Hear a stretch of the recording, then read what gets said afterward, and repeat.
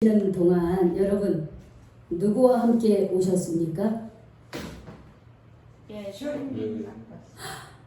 노하던 우리 은혜자매가 예수님하고 함께 오셨대요. 할렐루야. 우리 박수 좀 해주세요. 그렇죠? 누구와 함께 오셨어요? 우리 예수님하고 함께 오셨어요. 저는 이런 질문을 하면서 아무도 예수님하고 함께 왔다는 소리 안 하면 어떡하나 걱정이 됐어요.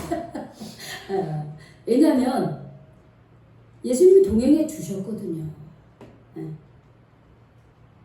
저는 오늘 새벽 기도에 와서 기도했습니다. 여러 가지를 기도하면서 하나님, 오늘 주일을 맞이해서 우리 교회로 향하는 발걸음들 방해받지 않게 해주십시오. 그렇게 기도했습니다. 왜냐면요, 끊임없이 우리 마음속에 악하고 더러운 것들이, 악한 마귀가 주님 곁으로 가는 것을 계속해서 방해하고 있거든요.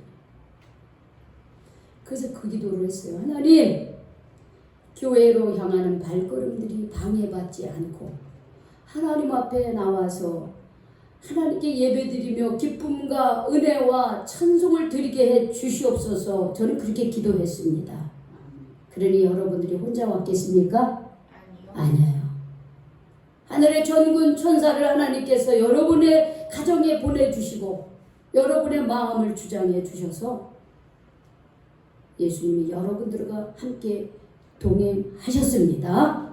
아멘. 아멘. 문제는 하나님이, 예수님이 나와 함께 하는 것을 깨닫고 있느냐, 그리고 그렇게 고백을 하고 있느냐, 아니면 예수님이 나와 동행하는 것을 깨닫지 못함으로 인해서 예수님이 동행해 주는 것조차 모르는 것 차이점인 거예요.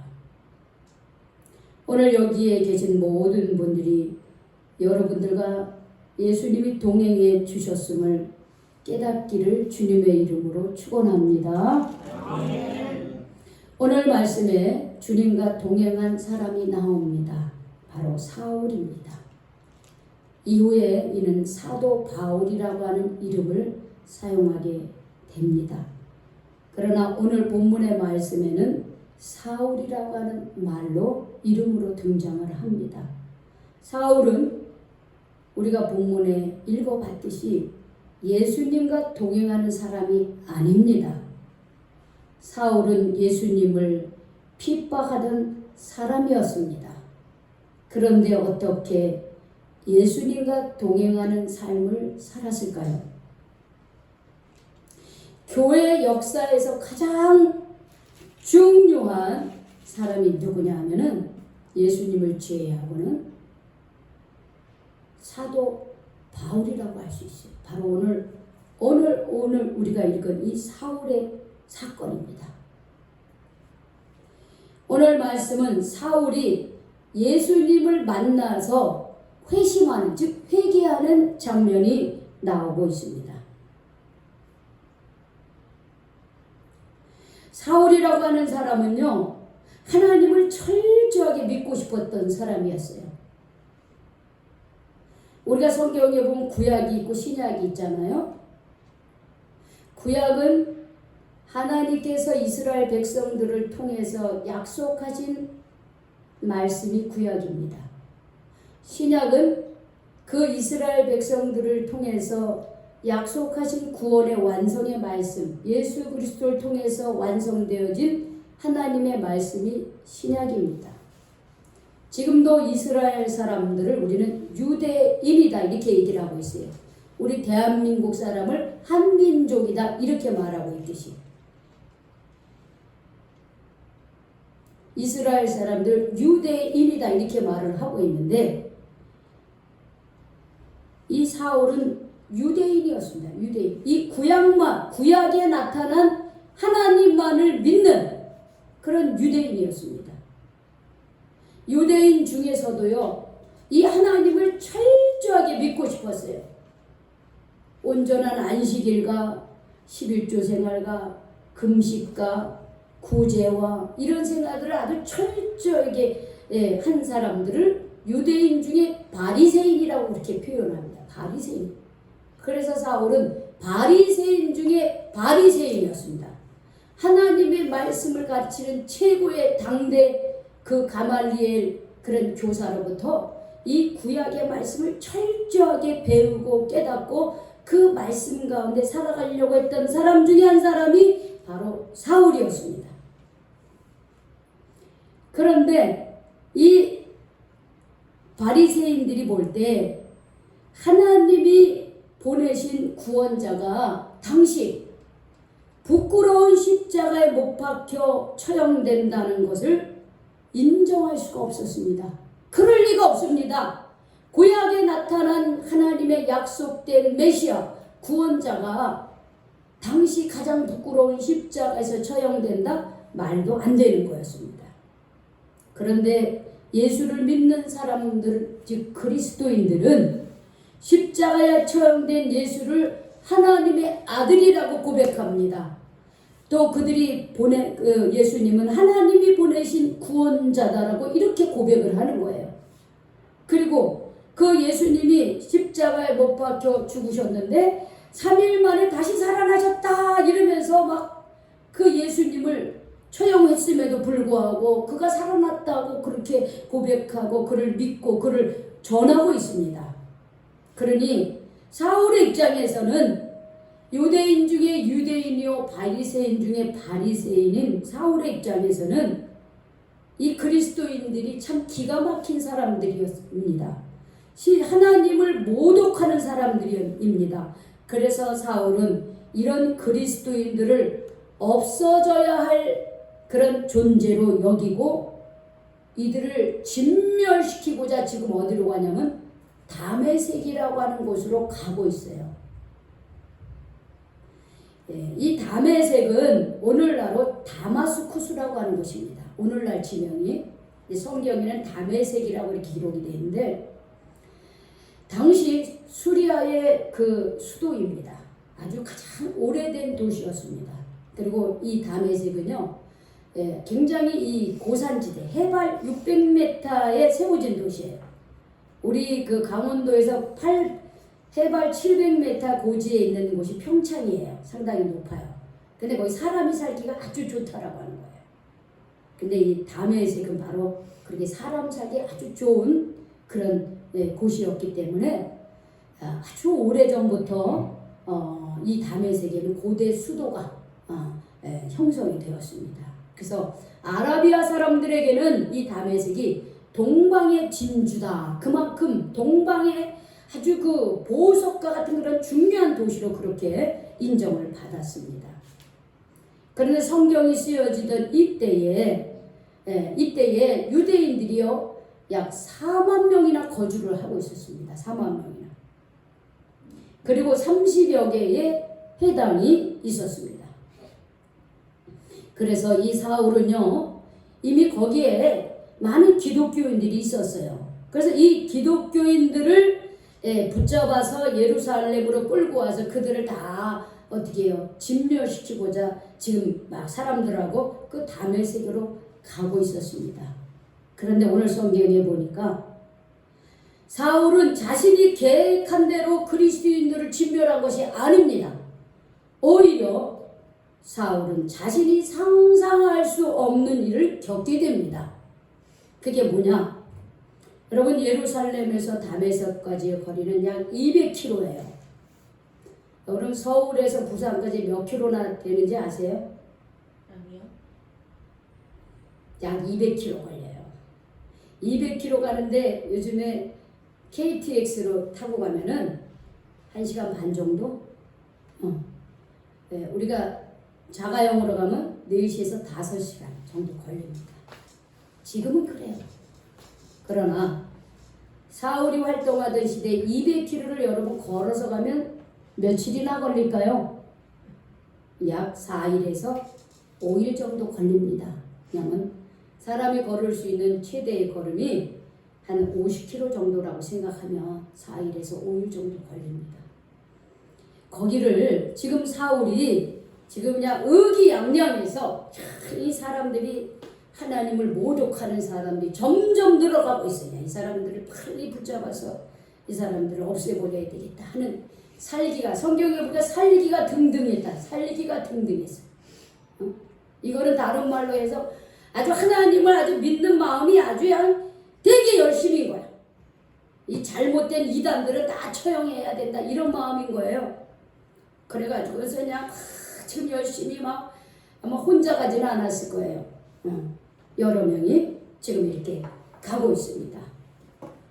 그런데요, 이 다메섹에 거의 다 가까이 왔는데 갑자기 그때가 몇 시쯤에 한 정오쯤 됐어요. 정오쯤. 한 12시쯤 됐어요. 그런데 하늘에서부터 빛이 강하게 그를 둘러비치는 거예요. 이미 정오의 햇빛을 맞고 가고 있는데요. 그 정오의 햇빛은 가장 뜨겁잖아요. 근데 그것과는 비교할 수 없는 그런 빛이요. 그를 쫙 둘러붙이는 거예요. 성경에 보니까 사울이요. 그냥 그 빛이 자기를 향해서 그냥 강하게 내리쬐니까 그냥 엎드러졌다 그랬어요. 꼬꾸라진 거예요. 놀래가지고 이 엎드려 있는데 그 빛 속에서 사울아 이렇게 부르는 거예요. 내가 어찌하여 나를 박해하느냐. 내가 어찌하여 나를 박해하느냐. 그러니까 사울이요 얼마나 놀랐는지. 당신이 누구십니까? 당신이 누구십니까? 그러니까 그 빛 속에서 나는 내가 박해하는 나사렛 예수라 그런 거예요. 사울의 이 예수님을, 이 빛 속에서 예수님을 만난 경험, 이 회심의 경험이 얼마나 중요한지요. 이 사도행전에서 오늘 이 9장에 나오고요. 그리고 또 22장에 나오고요. 26장에도 나오는 거예요. 얼마나 이 이야기를, 내가 왜 예수 믿는 사람이 됐는지, 내가 왜 예수를 박해하다가 예수를 증거하는 사람이 되었는지, 이 사건이 너무 중요했던 거예요. 그래서 3번씩이나 이거를 똑같은 말을 3번씩이나 얘기를 해요. 그걸 얼마나 기가 막혀요. 사울 입장에서. 지금 다메섹으로 사울이 가는 것은 그 그리스도인들을 진멸하기 위해서 가는데, 그 진멸하기 위해서 간 그곳에서 어떻게 해요? 그리스도인들이 믿는 예수님이 빛 속에서 자기를 만나 주신 거예요. 자기를 부르시면서 왜 나를 박해하느냐. 그래. 왜 나를 박해하느냐. 사실은 지금 하나님을 잘 믿는다고 했는데 자기가 하나님이 보내신 예수님을 박해하고 있었던 거예요. 이게 도대체 어떻게 된 건가? 너무 이 사울로서는 감당할 수가 없어요. 그런데 그 빛 속에서 또 소리가 들립니다. 뭐라 그러냐면 이제 너는 다메섹에 들어가라 그래요. 다메섹에. 앞으로 네가 해야 할 일을 알려줄 이가 있다. 그러면서 너는 다메섹에 들어가라. 이렇게 얘기합니다. 이제 사울은 그리스도인들을 진멸하기 위해서 다메섹으로 들어가는 것이 아니라 이제 앞으로 자신이 어떻게 주의 제자가 되는지를 그거를 알기 위해서 이제 다메섹으로 들어가야 되는 거예요. 이 사람이 할 수 있는 일일까요? 사람이 계획할 수 있는 일일까요?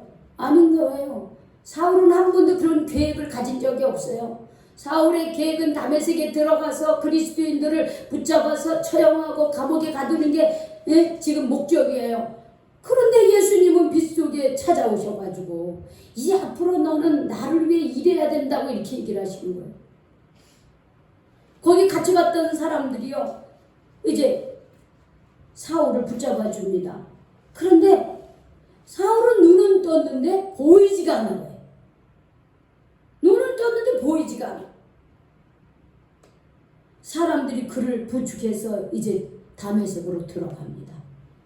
그런데 그곳에서 사울은요 아무것도 보지 못하고, 그리고 어떻게 해요? 먹지도 못하고 마시지도 못하고 3일 동안 충격 속에 빠져 있습니다. 이런 큰 경험을 하고 나서요, 사울은 예수를 진멸하는 자가 되는 것이 아니라 예수를 증거하는 자가 됩니다. 예수를 핍박하던 삶에서 예수를 하나님의 아들이요 나의 구원자로 전하는 삶을 살았고요.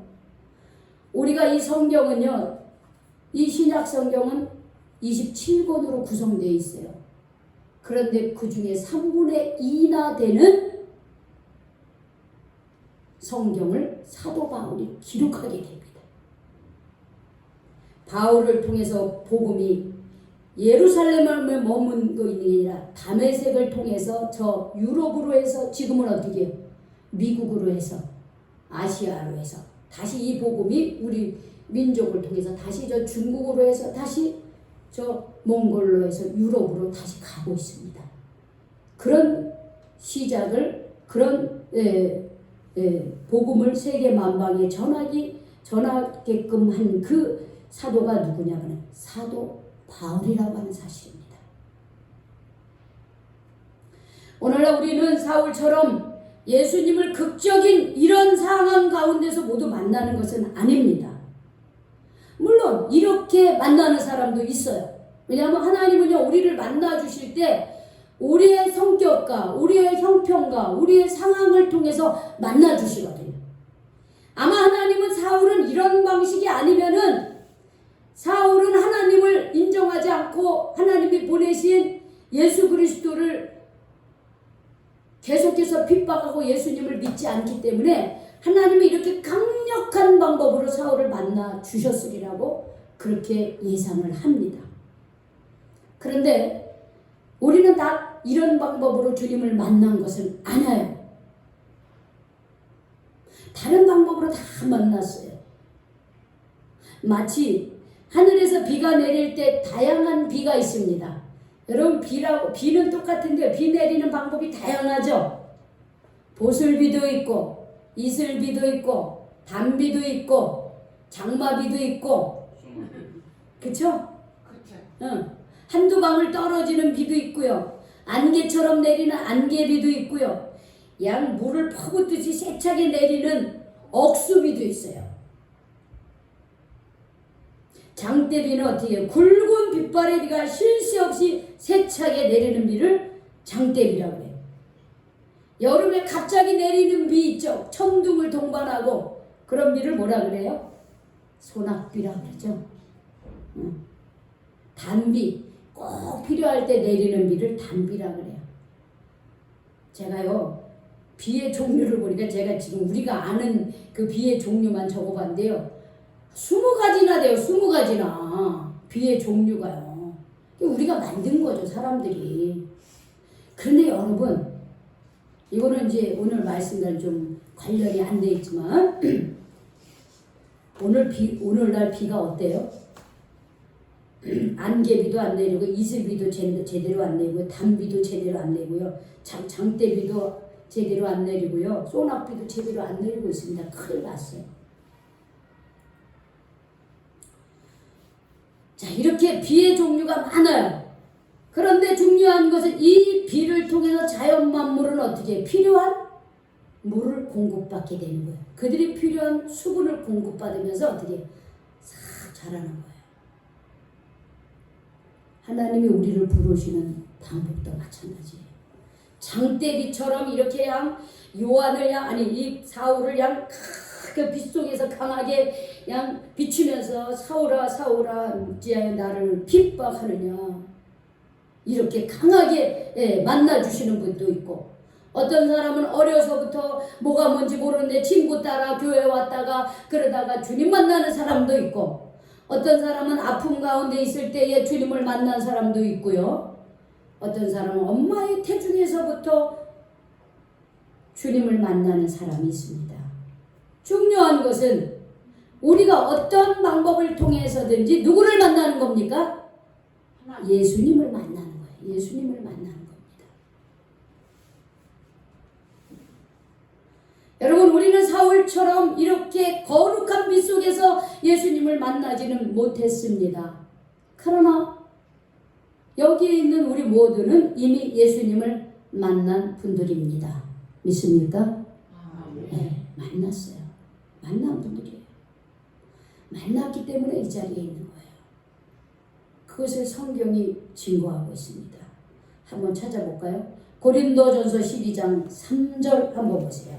성경 뒤에 바로 고린도전서 12장 3절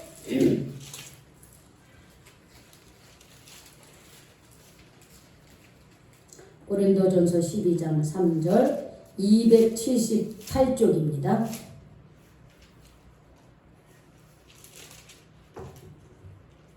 우리 찾으셨죠? 우리 같이 읽어봐요. 고린도전서 12장 3절 시작. 그러므로 내가 너희에게 알리노니 하나님의 영으로 말하는 자는 누구든지 예수를 저주할 자라 하지 아니하셨고 또 성령으로 아니하고는 누구든지 예수를 주시라 할 수 없느니라 그랬어요.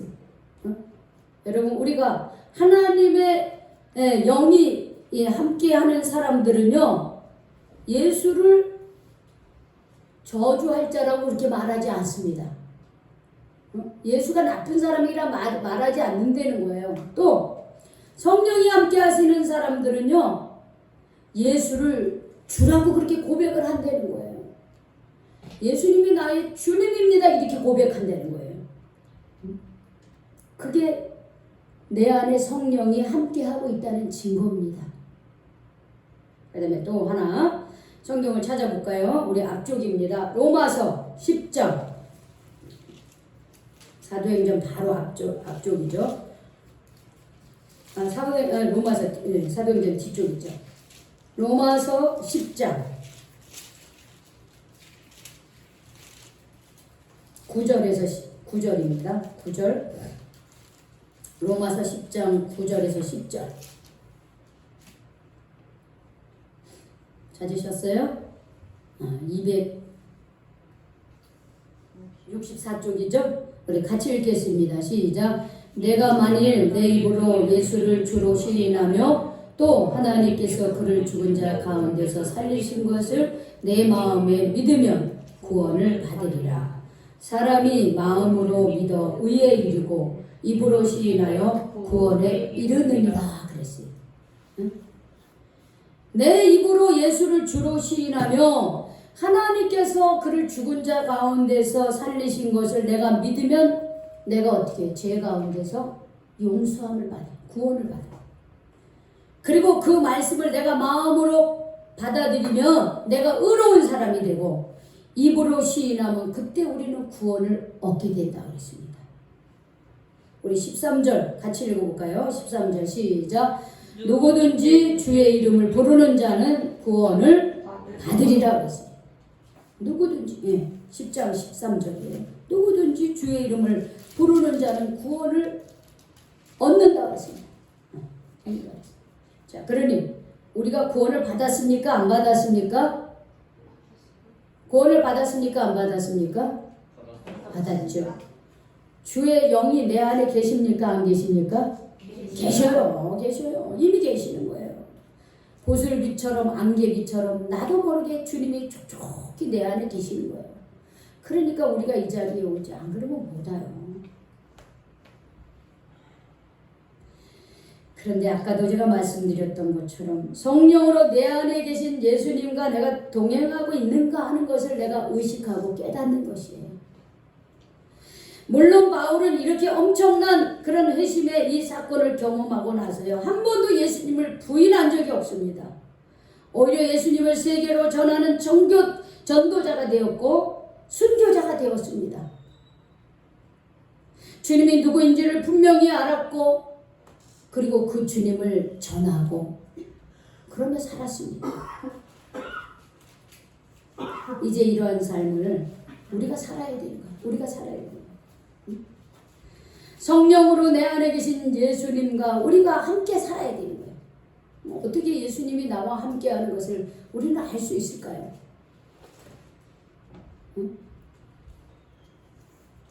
따라합시다. 하나님께 나아오는 자는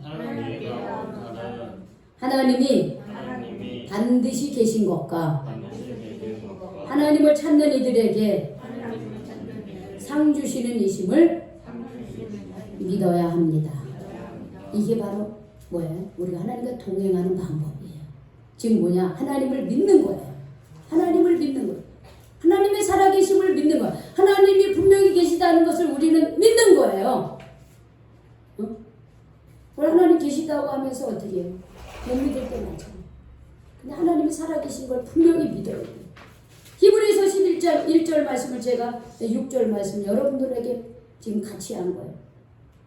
여러분, 우리 하나님을 기쁘시게 하는 것은 우리가 하나님께 나아올 때 하나님이 반드시 계시다는 거예요. 여기 반드시 계시다는 것을 믿는 거예요. 그리고 그분 앞에 나아올 때 반드시 하나님은 우리에게 은혜 주시고 상을 주시고 선물을 주시는 그런 좋으신 하나님이라고 하는 것을 믿는 거예요. 이걸 믿고 주님 앞에 나오는 것이 주님과 동행하는 첫 번째 발걸음인 거예요.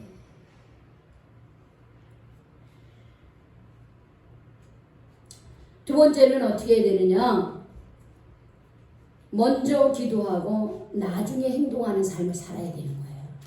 이게 동행하는 두 번째 걸음이에요. 내 마음에 주님이 계시고 내가 하나님의 자녀가 되었고 하나님을 내가 믿는다면 그러면 내 모든 일상생활에서 어떻게 먼저 주님과 함께하는 삶을 살아야 되죠. 주님과 함께하는 삶이 뭐예요? 우리가 어떤 일을 하든지 먼저 기도해야 되는 거예요. 주님, 제가 이런 거를 하는데 어떻게 할까요? 주님, 이번 주에 이런 일이 있습니다. 주님 동행해 주세요. 함께 해 주세요. 그러면 우리가요, 실수도 안 하고요. 우리가 잘못도 하지 않고요. 우리가 어려운 일에 빠지지 않아요. 주님이 어떻게 지혜를 주시고 깨닫게 해주시고 막아주시기 때문에.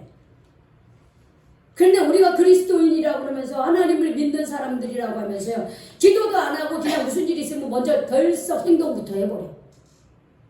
그러면요, 잘못될 일이 굉장히 많이 있습니다. 왜? 우리가 생각하는 것들은요, 완벽하지 않아요. 우리 인생을 이렇게 한번 뒤돌아보세요. 지금까지 살아온 내 삶을 뒤돌아보세요. 뒤돌아보면 여러분, 내가 내가 그때 이런 일을 참 잘했어. 아니면은 내가 왜 그때는 그런 선택을 했을까? 이런 질문 중에 여러분 어떤 이 두 가지 질문 중에 내게는 어떤 것이 더 많이 있습니까? 많은 사람들이요, 내가 왜 그때는 그런 선택을 했을까? 후회된다. 이런 얘기 참 많이 합니다. 우리 그런 사람들이라는 거예요. 우리는 그때는 내가 이게 가장 좋고 그때는 이게 내게 도움이 될 거라고 내 인생에서 내가 이 길을 가야 된다고 생각했는데 뒤돌아보면은 내가 왜 그렇게 했지? 내가 왜 그런 선택을 했지? 왜 그 사람을 만났지? 내가 왜 그런 일을 했지? 이런 후회되는 일이 많이 있다라고 하는 거예요. 왜? 우리는 그렇게 부족한 사람들이에요. 그래서 우리는 하늘의 지혜를 구해야 되는 거예요. 하나님, 지혜를 주세요. 어떻게 할까요?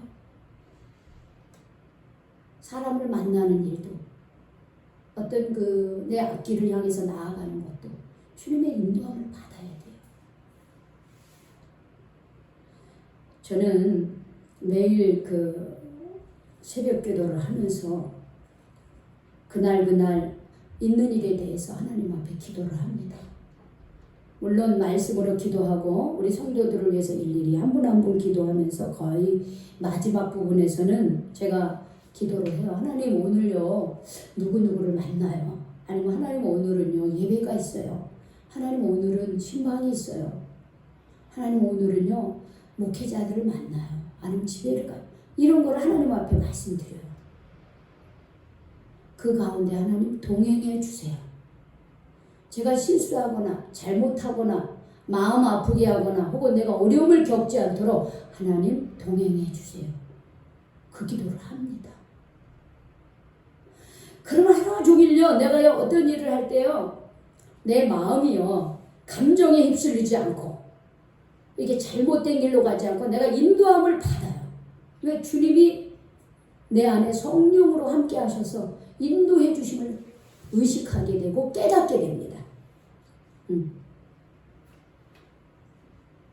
오늘 찬양이 제가 지금은 이제 우리 성도들 중에 이게 마땅히 할 분이 없어서 저하고 성혁이가 하고 있는데, 험한 세상 나그네기 이 찬양을 하면서요 제가 너무 은혜가 되는 거예요.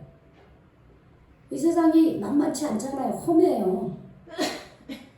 나그네 길로 가는 거예요. 우리는요 잠시 있다가 잠시 떠나는 거예요. 그래서 내가 힘이 들어요. 내가 죄로 인하여 고통스러워요. 그런데 그때 주님의 손길이 내 마음을 두드린다는 거야. 나와 함께 하신다는 거야. 주님이 나를 붙잡아 주신다는 거야. 나를 구원해 주시고 나와 함께 하신다는 거야.